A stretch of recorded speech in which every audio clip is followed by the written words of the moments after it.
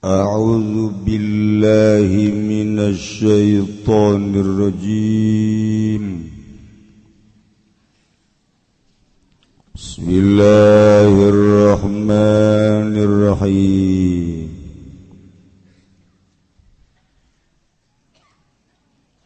Wa tahammulu syahadati lan nanggung nyaksen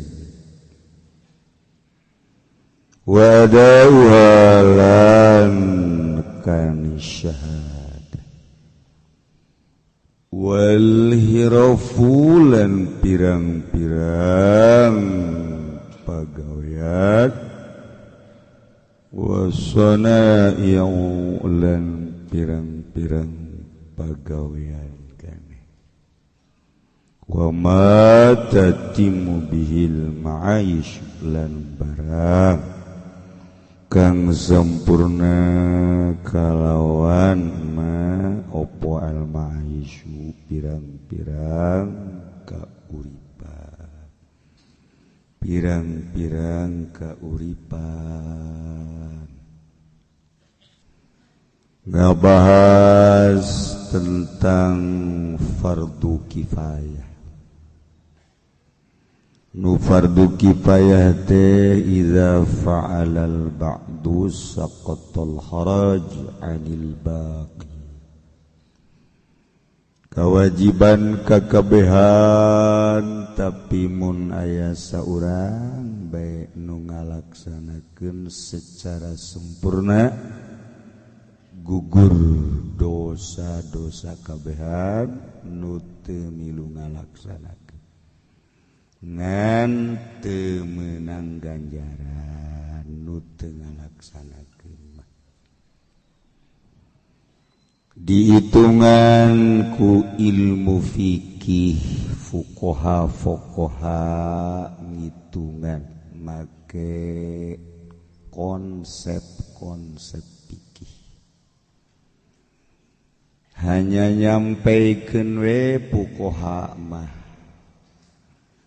sumberna ti Al-Qur'an jeung hadis Kangjeng Nabi Muhammad sallallahu alaihi wasallam ngajadi ijma. Adapun dilaksanakeun jeung henteu terserah urang kabeh. Fuqaha mangan sakadar nyampe-nyampekeun bae. Ulah nyalahkeun ka fuqaha komo ka Kangjeng Nabi, ulah nyalahkeun ka kiai. Misalna fuqaha nyampaikeun tentang ribawi, kredit 2 akad riba, ulah disalahkeun Kangjeng Nabi atawa Quran atawa kiaina lah, dasarna bae kiaina teh mah ortodok teu nyaho ka perkembangan, ulah nyalahkeun kitu ke sakedeung deui digencet sia ku kuburan sok sulah salah ketika teu alalakur jeung aturan-aturan negara lain rek ngarobah aturan negara mangga teh teuing negara sakadar nyampaikeun urang hirup diciptakeun ku Gusti Allah. Allah nurunkeun seorang rasul terakhir ngaranna Muhammad, dibere wahyu Al-Qur'an, hadisna nu la yantiqu anil hawa in huwa illa wahyu yuha. Kemudian ku urang disampai-sampaikeun teu akur jeung nagara, sebab nagara mah demokrasi teu rek ngarobah nagara. Urang geus datang ka mana ngabdi ka Allah. Adapun nyieun-nyieun aturan melalui DPR atuh sabodo tahu kege kararasa ieu. Mangga ngan urang contoh soal bank. Buceuna atuh ikos kitu mah negara bangkrut sakieu terus bae ge ka bank bangkrut. Tungtung mah bank negara bangkrut, urang doraka deuk kumaha. geus ulah nyaritakeun tentang batur urang geus datang ka mana nuturkeun aturan agama Islam nu konsep-konsepna geus disampaikeun ku para fuqaha sumberna meunang ti Kangjeng Nabi Muhammad sallallahu alaihi wasallam. Teh ulah osok haju nyalah-nyalah ke maningan ge beusi urang cemong beungeut urang ngaca. Begitu ngaca horeng caremong beungeut urang. Prakacana nu sial goblok tak kaca. Prek-prek kaca. Malah geus urangna dibersihan beungeutna supaya kasep. Loh cenah aing mah dibersihan ge teu kasep atuh asli tah mah. Teu kasep mah secara si eta. Atuh emang ti jero beuteungna geus kos kitu. Atuh tah wayahna be tah. Jahideung mah moal bisa dipoles-poles. Sakali hideung tetep hideung bae. Tah eta mah kudu wabil qadari khairihi wa syarrihi minallahi ta'ala. Mendingan kasep tapi kurang laku, mendingan anu kurang kasep tapi laku.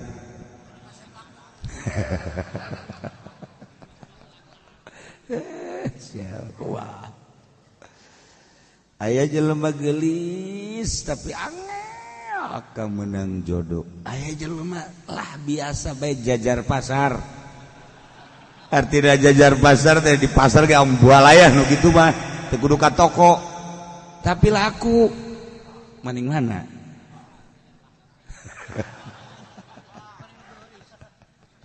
Allah karim.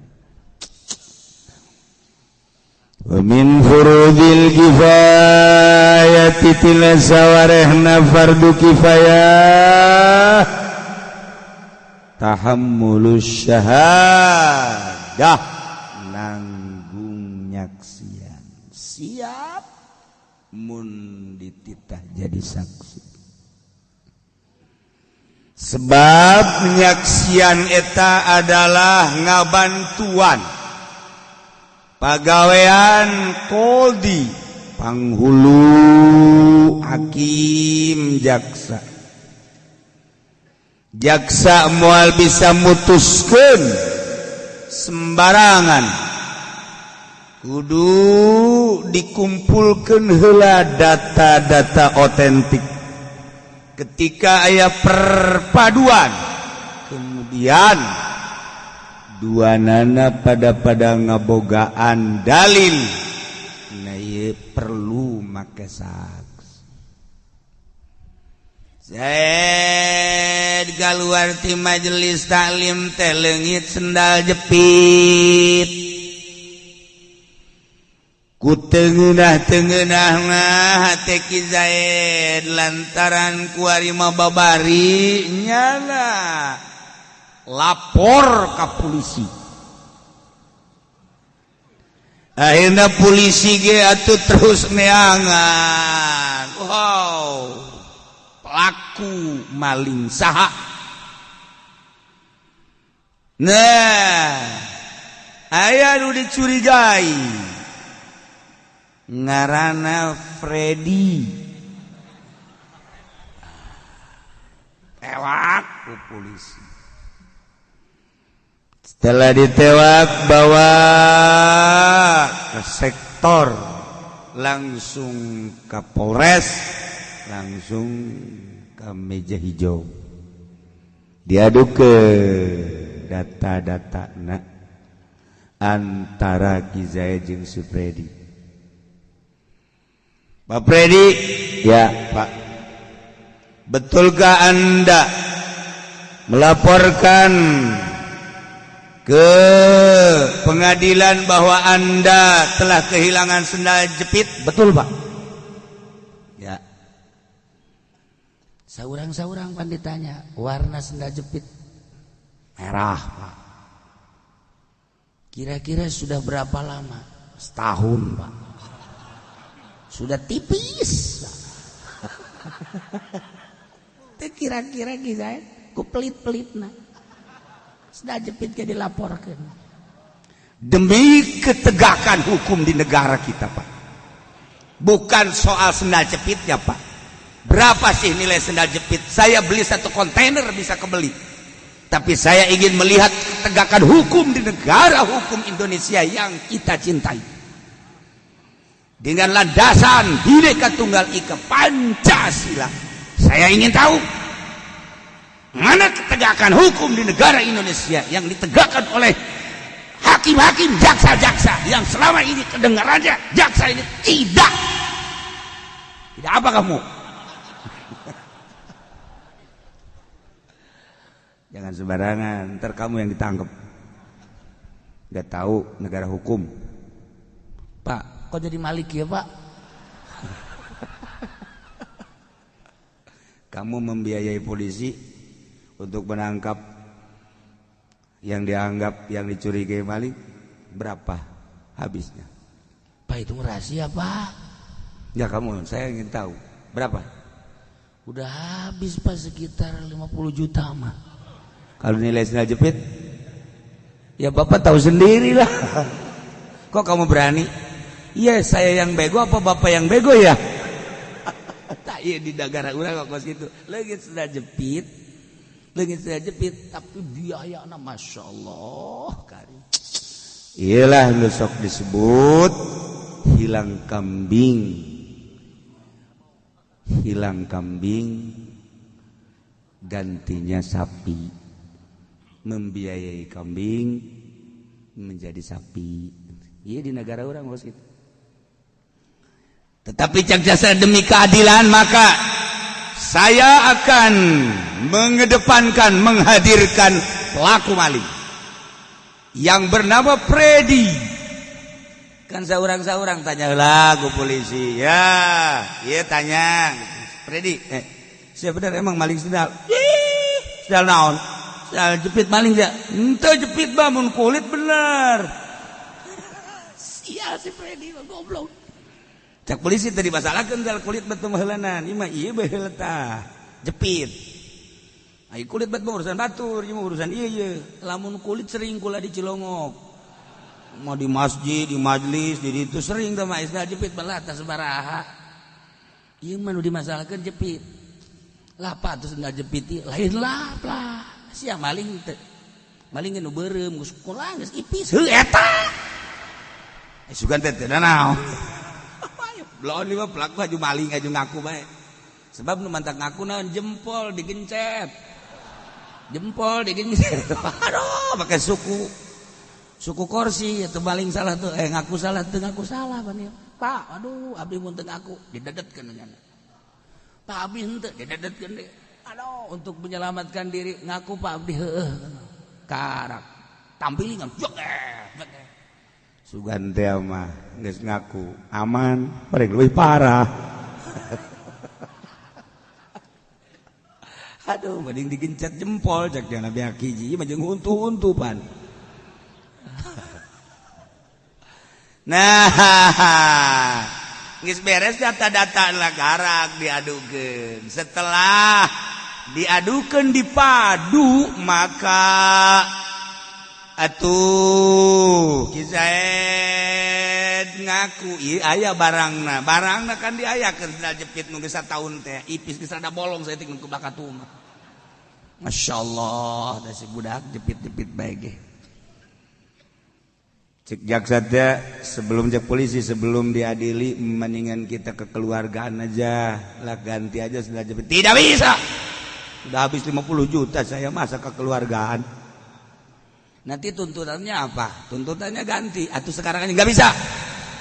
Nanti di samping ganti kan ada hukum, ada sanksi bahwa sanksinya dia harus dipenjara, masuk ke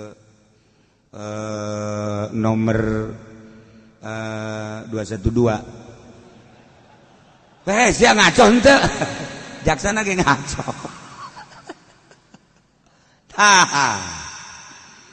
Setelah disidang cak hakim, Zaid, betul ini sendal kamu? Betul Pak, tidak asing lagi. Freddy, kenapa kamu berani ngambil sendal? Siapa yang berani ngambil? Ini sendal saya. Freddy, kamu ini mengaku sendal kamu ini dengan dalil apa? Atau emang ini sendal saya?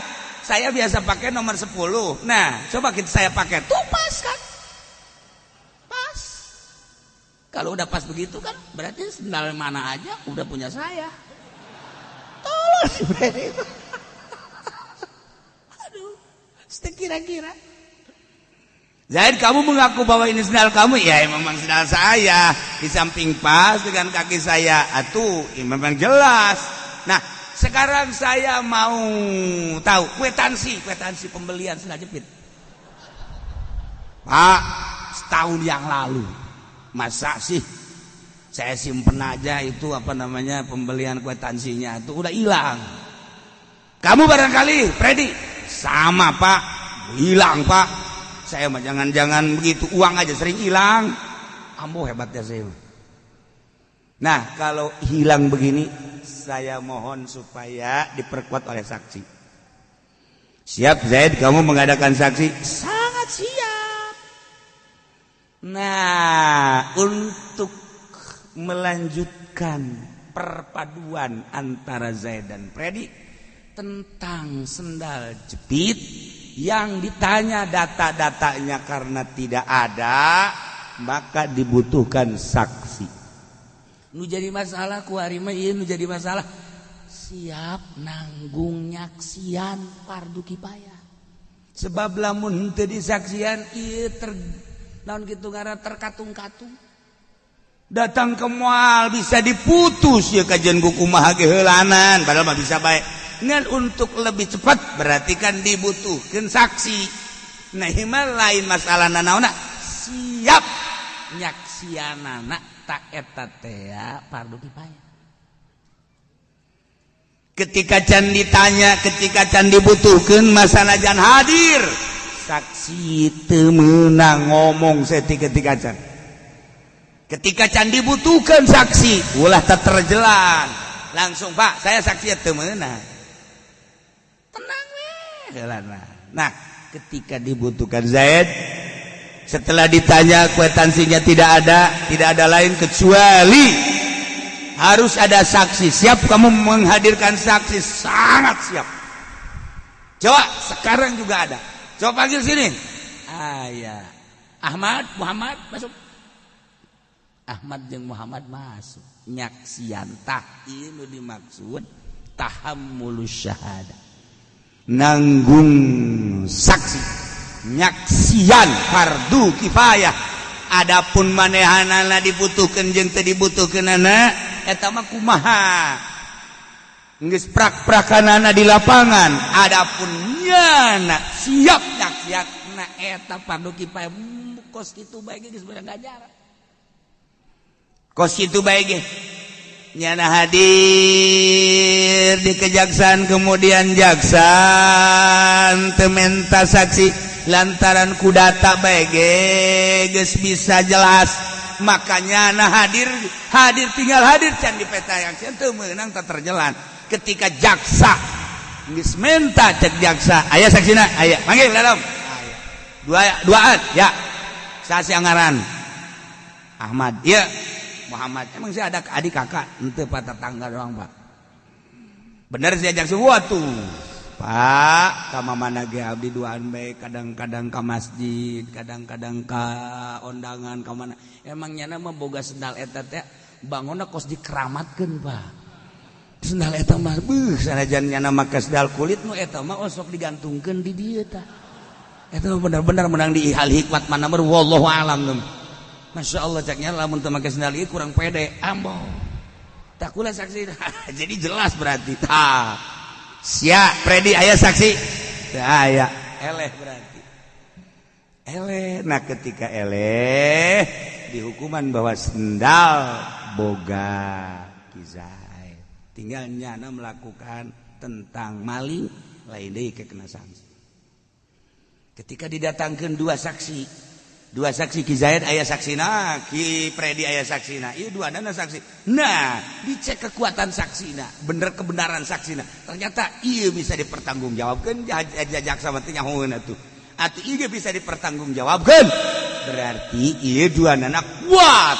maka sendal jepit diputus untuk dibagi siring sabelah. Itu siring sabelah ya Zaid Zanu Katuhu, Freddy Zanu Kenja nya segala itu. Beres beak 50 juta akhirnya menang sabelah. Iya lain masalah nggak hukumanana tapi kayak tergantung hukuman-hukumanana mah. Anu kamari kurang geus dicaritakeun ieu mah tahammulus syahadah. Nah nanggung nyaksian fardu kifayah. Masya Allah. Datang ka dinya tah di negara nu make aturan-aturan Al-Qur'anul Karim atawa lamun negara bener-bener make kana aturan hukum.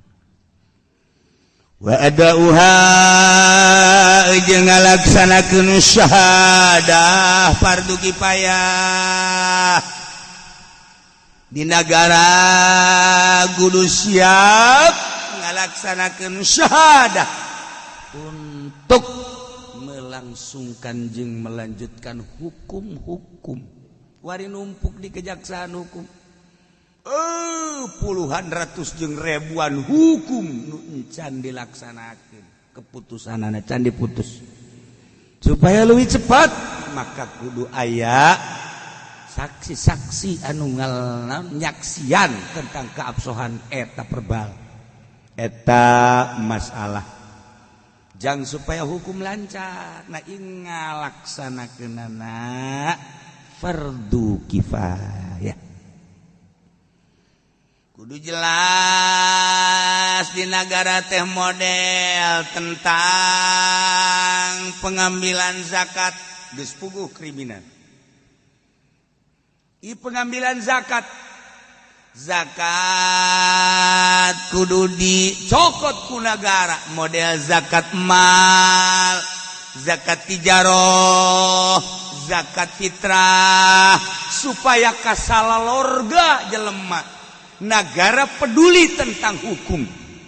Ulah ai zakat dipedulikeun salat henteu deui. Zakat mah kuari rada peduli ye, masya Allah. Oh iya kudu zakatan, iya kudu zakat.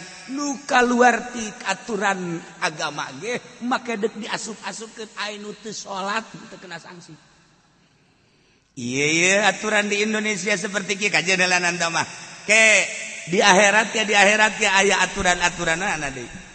Anu jijieun hukum atau anu teu ngalaksanakeun hukum. Sementara sultan pemerintah eta adalah wakil daripada rakyat untuk melangsungkan kehidupan masyarakat atau orang kudu aya nu ngatur pemerintah ngaranna eksekutif. Pemerintah ge henteu jaho-jaho pemerintah mah atuh nasional mah lega atuh kapan aya tangan-tangan pemerintah melalui menteri-menterina aya gubernur ge atuh teu jahoeun jasa provinsi kapan aya bupati pan bupati ge teu jahoeun jasa kabupaten melega pan aya camat jasa kecamatan ge kapan teu nyahoeun pan aya lurah kan aya RT. Nah eta rangkaian pengurus negara kos kitu tah ngurusannya na heula ka sorgana teu ngurusannya na heula ka jahanamna tinggal sakitu doang. Terserah dek ke mana lompatna mangga. Nah, kuari heulanan zakat. Kan RT bisa ngadata, ngensus sabaraha fakir miskin 8 asnaf. Langsungkeun ke kecamatan, camat bisa nyahokan. Desa Pasar Kemis, Sindang Jaya, Sindang Pandon. Ternyata banyak pukoro dan masakin. Yang tidak ada pukoro cuman desa Sukamentri. Masya Allah. Ini tidak ada satu-satu acan. Hebat. Tah, kajawan kan di kecamatan, langsung ke kabupaten. Di kabupaten bagi geus kanyawan, sakabupaten teh horeganan pukoro jeung masakin be horeng kayak sekian ribu atau juta. Kuarika provinsi dari berbagai kabupaten, nu 4 kabupaten, nu 5 kabupaten di provinsi aya data pukoro dan masakit. Babari sebenarnya mun kuda jadi presiden. Ya. Geus sok malah mur bae geus. Atuh kiai becena jadi presiden, aing ijazah ge dihakan cucurut. Kumaha jadi presiden? Sanu jadi wakil teu hanai aing. Wakil model sia ajur negara. Saking gitu jadi wakil ajur-ajuran. Aya nu daftar jadi wakil blonnya. Nah, iya. Ibah lagi dek jaritakeun tentang rangkaian negara. Cuman sakadar gambaran seperti etalah babari sebenarnya mah lamun urang niatan dek ngalaksanakeun sesuai jeung aturanana. Loba jasa jelema kan gua. Ambalaya nu daftar jadi RT, baheula mah rembung jadi RT, kuari maharayang sageus saharayang ge ku loba-lobana dipilih nyogok deui. Eta RT. Eta RT, RW. Inca lurah dan lain sebagainya. Seperti etalah negara urang. Nah, kuari mah di negara kudu ngayakeun manusia-manusia jelema-jelema jangan laksanakeun saksi-saksi jangan laksanakeun persaksian tentang pungutan zakat. Lantaran beusi geus aya anu sanisob, geus aya anu asup nisob, saksian si A nyana usaha na ieu teh geus aya sanisobeun lapor, si B geus aya usahana sanisobeun lapor. Itu kene ieu panen nyana ketika 1 tahun 1 kali panen nyana geus asa disebut lapor namun teu ngalaksanakeun tah eta laporan ka ditu engke dipanggil ku daya saksi tah siap ngalaksanakeun persaksian seperti eta atawa kuari zakat nah aya sabaraha ieu di desa Sukamantri laporkeun ka kecamatan tah eta saksina kudu siap nyaksian ketika dilaporkan ke kabupaten. Nah iya hasil di kecamatan Pasar Kemis dari sekian desa 12 desa atau 9 desa hasilnya ada sekian, maka dicoba dicek besi aya anu molos saksi-saksi tersebut panggil jeung kudu siap nyaksian ada nyaksian ngalaksanakeun nyaksian seperti eta. Endeu kurang kumaha coba ieu geus dibahas model kos kitu Wari tentang gaji kudu diasupkeun kudu dikaluarkeun zakatna bahas heula apakah memang gaji kudu dikaluarkeun zakatna apa henteu kudu dibahas secara tuntas. Coba make aturan kitab mana make mazhab mana abeh jelas abeh ngeunaheun urang ngaluarkeun zakatna. Oh berarti kewajiban tah potong tah ieu kan teu jelas make aturan-aturan naon lamun make aturan demokrasi di luar aturan-aturan Al-Qur'anul Karim atau hadis Kangjeng Nabi ulah mengatasnamakeun zakat atau atasnamakeun bae wajah. Tinggal gitu bae kan babari. Ieu kan supaya jelas, urang kan ibadah asal kaasupkeun kana zakat berarti ibadah. Tapi lamun kaasupkeunana pajak wallahu alam bimuradi. Ya ieu mah keur carita ieu mah.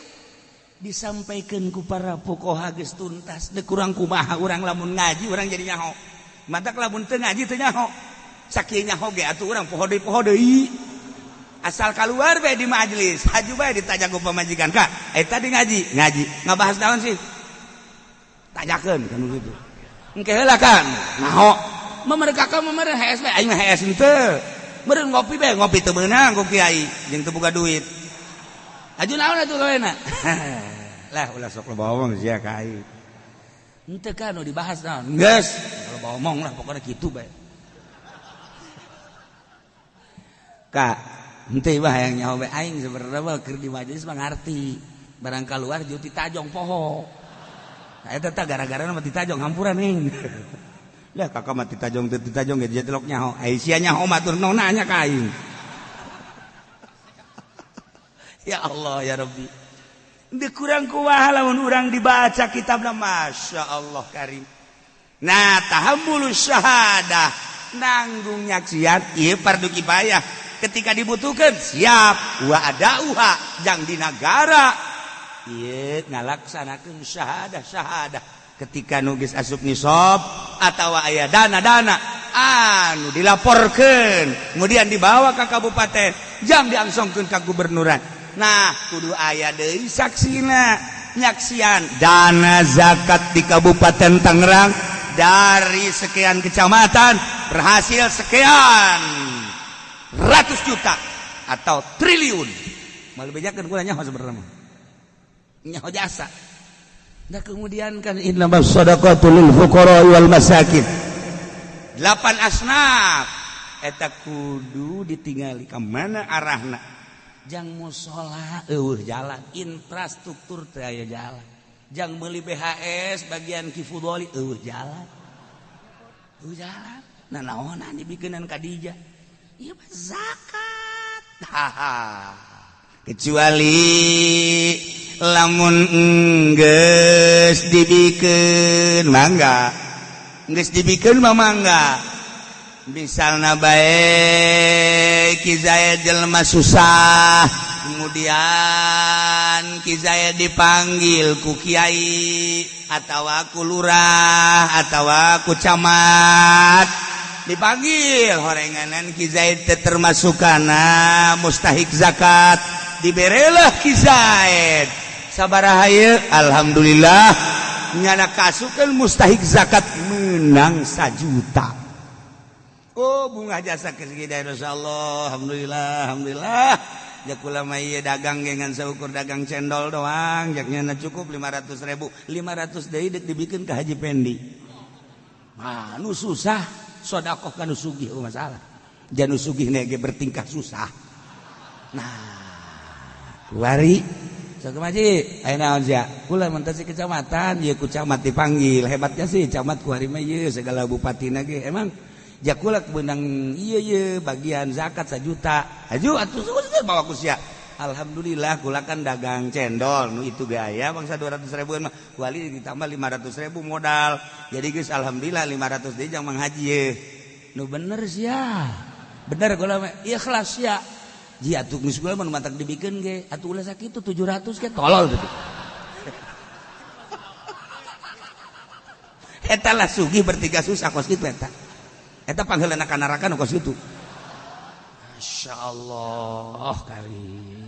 Halal mah halal. Cek nu susah teh kadanan Mang Haji nolak mah atulah nanya-nanyakeun tambahna. Tah, iyalah. Eta mah dicokot ku Mang Haji Pendi halal. Model aya hiji jelema di zaman Kangjeng Nabi Nyi Bariro jelema susah tapi kecintaan ka Kangjeng Nabi luar biasa. We nu dibayang-bayang di jero hati kecuali Kangjeng Nabi. Berangjeng peting per detik per menit hiji bae Kangjeng Nabi. Beuh kaindahanana cek di Siti Bariro ketika geus maot ditanya ditimbang lamun cinta ka Kangjeng Nabi meureunanan cek nyana deuh Bariro kumaha timbanganana justru kurang mah kurang bagus coba timbang deui sebab maneh mah cinta ka kaula malaikat salametkeun tah hayang kitu kula mah di akhirat hayang ka syafaatan urang mah pan kuari mulu dan cinta gara-gara boro-boro mere panu aya ge dicokotan saha jelema moal dibejakeun jaya nu nyumbang 20 dus leuwih naon kitu 310 dus kusaha wallahu a'lam cenah panitia aya panitia atuh aya kuari si menyelet ka dieu atuh ulah biasa bae bagona geus otomatis teh kitu ya Allah ya Rabb. Nah akhirnya Nyi Bariro teh menang gitu naon ngaranna bagian zakat lantaran mustahik miskinnya dah bubungah jasa alhamdulillahirabbil alamin kula mah lainna naon jang diri kula mah lah sapira diri kula cak nya ngadahar korma hiji ge nu penting mah bisa nangtung salat bae sakitu ieu manut nyeun cenah bubur nu ngeunah sayur nu ngeunah lalauh nu ngeunah jasa ngundang Kangjeng Nabi supaya diuk di imah kula jang saksi jaga di akhirat kula hayang nyuguhan akhirnya nyanyun bubur segala kitu sayur dan lain-lain sebagainya dingeunah-ngeunah langsung nyana ngawul kieu bae ngalamun daekeun teh cenah ieu Kangjeng Rasul iman teh nanaon teh hayang nanaon ku kacinta bae akhirna nyana embung ngomong sorangan besi ditolak nitah nyana ka jelema nu deukeut gitu nitah datang ka Kangjeng Tuan Rasul enak di Siti Bariroh teh ngundang tuan hayang kacalikan sanggeus sakitu teu aya nanaon ieu mah calik kemudian naon kitu ngaranna disuguhan balik geus teh kudu ngadoa acan sabaraha urangan cek Kangjeng Nabi teh eta mah tun deuk duaan deuk tiluan deuk limaan ge aya insyaallah jam sabaraha ke sore mohon langsung Kangjeng Nabi ngajak Sina Abu Bakar, ngajak Sina Umar, diajak langsung tuh hadir. Di jalan cek Sayyidina Abdullah. Cek Sayyidina Abbas. Cek Sayyidina Abbas. Tuan. Iya mah ni bari Roma jelema susah. Nyana moal bisa nyuguhan sebenarnya. Sama kula mah nyaho jasa nya nama susahna ge susahna deui ti susah teh masih kena 2 kilo kok susah jasa ku bisa ngundang tuan aja nek nyuguhan teu harti kula mah seureungkeun jelemana nya nama daon kapercaya moal daek cuma comot cukat cokot moal dan nama geus kapercaya jasa kula nyaho jasa berarti kan ieu mah ngan sakadar bagian zakat ka jeung kumaha senyum bae Kangjeng Nabi kumadi ditu bae lah datanglah ka ditu geus kadenge ku Siti Bariroh bahwa Kangjeng Nabi diomongan ku Sidina Abbas bahwa ieu mah Bariroh mah moal bisa nyuguhan lamun lain tina zakat sedangkan Kangjeng Nabi mah haram ngadaha zakat Kangjeng Nabi mah haram jeung turunan-turunanana ngadahar zakat haram kurang mere zakat keturunan Kangjeng Rasul ayeuna ka Syarifah ka Habib teu sah haram sebab eta mah daki manusia ka Kangjeng Nabi jeung turunanna haram kudu ngadahar daki manusia anu beuki batu elos daki datang hari itu langsung sumingrah Nyi Bariroh masyaallah sumpingan ku Kang geus disadiakeun tempat tuan di dieu ye ditanya ku Sina Abu Bakar aya maneh Bariroh nyadiakeun di dieu naon jang engke urutna kula engke diuk di dinya ti urut Kangjeng abe ditulis engke ku malaikat raqib malaikat atid malaikat ke ketika ditanya di akhirat Bariroh naon amal maneh teu boga amalna naon ngan kula ku cinta ka Kangjeng Nabi urut Kangjeng Nabi ada didiukan ku kula tanyakeun ka taneuna sakitu bae. Tu hebat-hebatna kacinta ka Kangjeng Nabi seperti eta. Masyaallah. Atuh Abu Bakar kitu bisa ngajawab. Ji, sabodoh kos kitu orna. Teu bisa jawab cenah kitu sabodoh sia atuh cenah. Geus. Eta sumping Kangjeng Nabi. Akhirna di Siti Bariroh ngintip bedahar moal Kangjeng dahar moal sebab nyahueun ieu tina zakat informasi ti Sina Abbas. Nyana geus ceurik BHT ngecelat cai mata. Duh, besi teu dahar, ja haram pan Kangjeng. Apaleun Kangjeng Siti Bariroh ngecelakeun cai mata. Cek Kangjeng Nabi wahai para sahabat. Ye, kaula mah haram ngadahar zakat. Ngelup Siti Bariroh. Allah. Haram ngadahar zakat sote lamun kula nu narima. Ai geus katarima mah ku Siti Bariroh, kemudian geus katarima zakat sote ka Siti Bariroh, ai ti Siti Bariroh mah geus jadi milik Siti Bariroh, geus kuari disuguhkeun ka kula atuh geus lain zakat deui. Hai dadah teh kanjing dadah. Cik Sina Abu Bakar ieu mah mantep atuh kos kieu mah. Dasarna Abu Bakar mah aya bae eta nya mah. Geus tenang kana teh. Kumaha Sidina Umar mah waduh ieu. Sakumaha gelut nya mah. Jadi zakat teu meunang sote mun langsung narima kemudian didahar ai katarima ku mustahikna mah ku mustahikna dibikeun tadi kaji pendi teh atuh no problem teu masalah tah kos kitu lain khoer mikir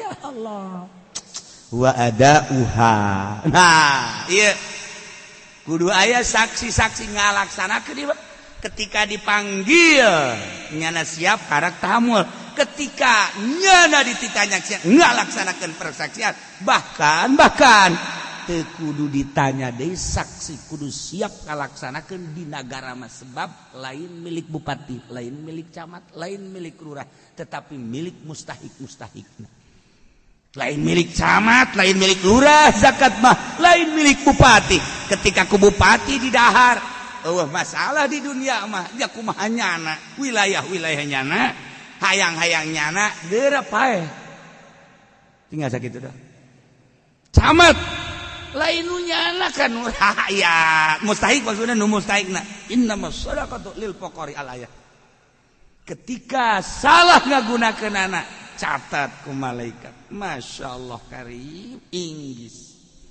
kuari urang di dunia kumaha urang mangga eueuh anu rek ngahaharuan eueuh sebab segala rupa aya di bupati ketika aya sesuatu panggil dandim ketika aya nu berhubungan jeung hukum panggil kapolres selesaikan atuh selesai di negara mah ja eta pendampingna atuh pendampingna dandim pendamping kapolres berangkatlah ngalaksanakeun aturan-aturan ayu salah saeutik mah bisa ditoel ya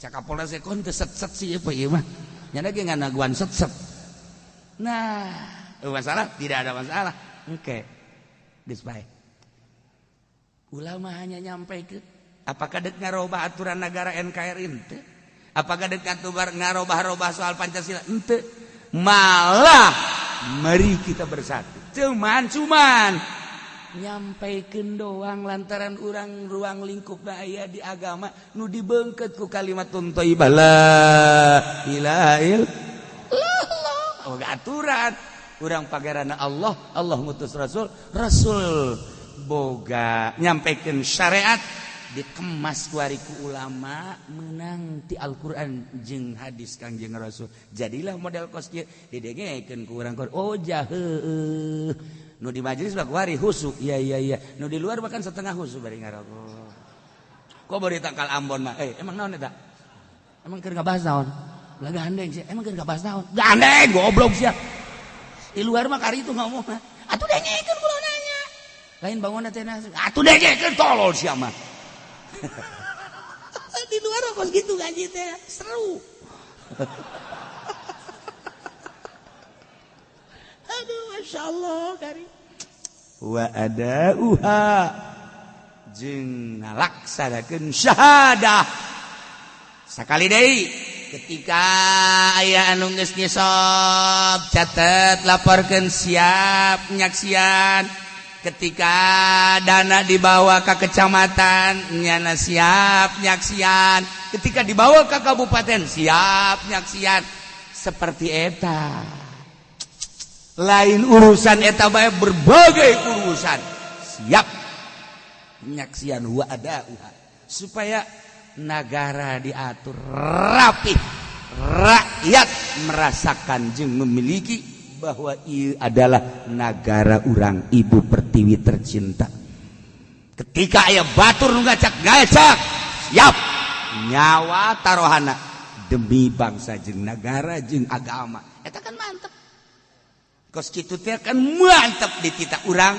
lamun bener-bener karasa pengurusanana tanggung jawab terhadap negara agama jeung bangsa mana sih anu henteu nurut di Indonesia mana sih anu ngakal jateu aya di Indonesia aturan demokrasi adalah diurus ku inohong kekuatan terletak pada rakyat pilih ku urang maka aturan demokrasi nu bakal ngancurkeun demokrasi lain ulama tetapi eta komunis eta nu ngancurkeun kana agama anu kaluar tina aturan-aturan demokrasi Nah, paham-paham Marxis, komunis, sade paham naon deui? Nu sia teu nyaho nu aing nyaho teh.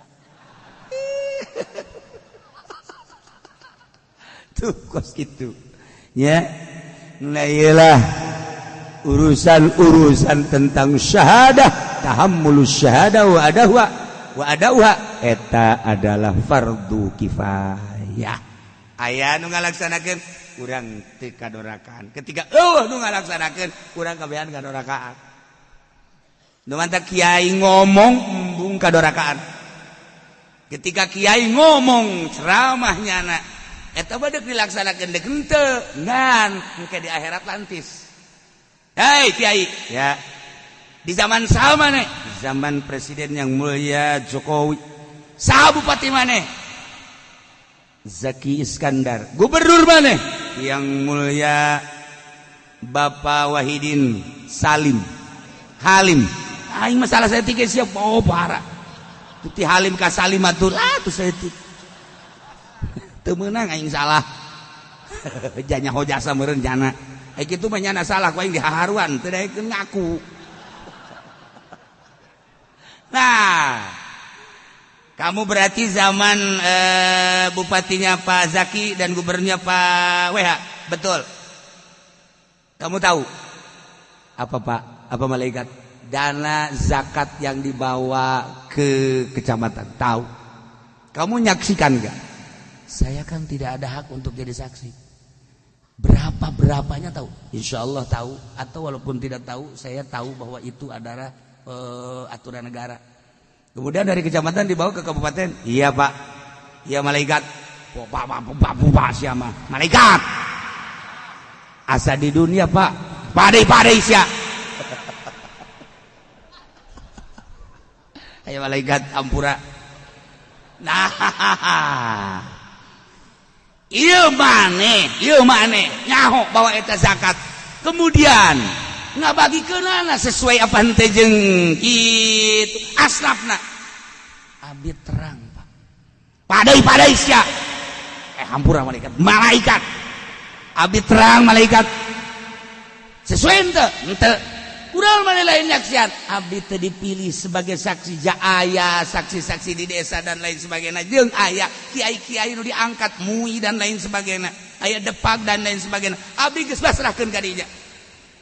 Tetapi mana pernah teu nyarita? Lain pernah deui Pak. Abdi di panggung, abdi ngariung, abdi ngaji di majelis salim bahwa hati-hati. Sob ngebogaan astap-astapna. Adapun dilaksanakeun jeung teu urusan nyana, tapi abdi geus campaikeun. Di dieu tulisanana, ja bener. Saha saksina ieu? Tidak bisa. Saksina teu adil.